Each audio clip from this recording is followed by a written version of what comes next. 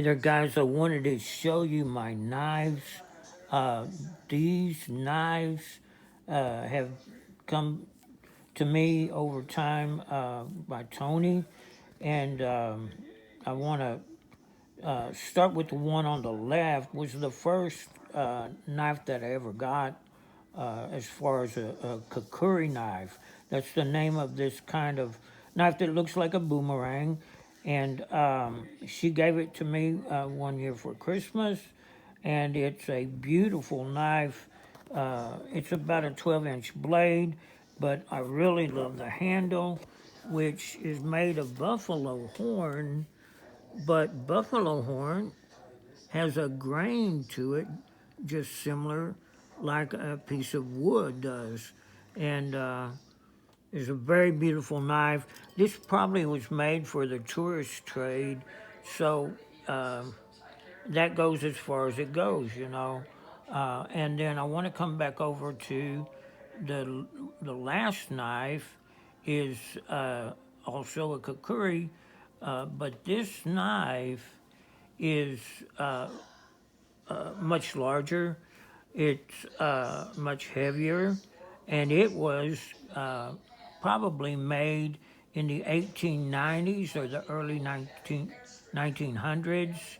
And these knives were carried by Gurkha regiments from Nepal. And the Gurkhas were allies of the British since about 1814, and they have fought with the British ever since that time. So they were in World War I helping the British to win that war. And these knives, I want to show you, these are made of wood. And these are a basic military knife or possibly a field knife for personal protection in the civilian world. But this shows you that it's much heavier than a typical machete, and the length of it is just barely over 13 inches, but the width, I'm sorry, let me lay this down. The width across here is about 12 and 3/4 inches.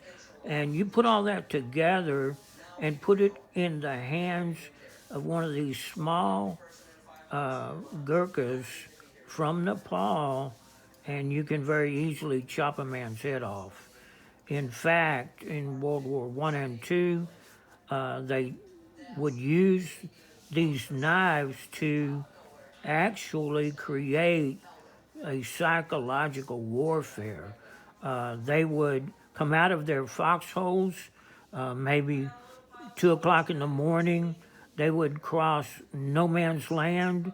They would find a German foxhole where maybe there's one or two guys, and they would drop down in that foxhole and take one of the guys, chop his head off.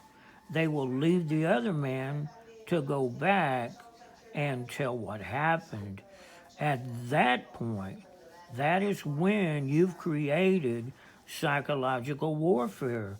The Germans are not wanting to sleep quite as much as they had before, and even when they sleep, they can't sleep the way they had before. And guys, there is much to be said about the history of these knives. If you will go online, you can learn about the Gurkhas, about the Kakuri knife, about the heroes that carried these knives. Most prominently would be Lachiman Garung.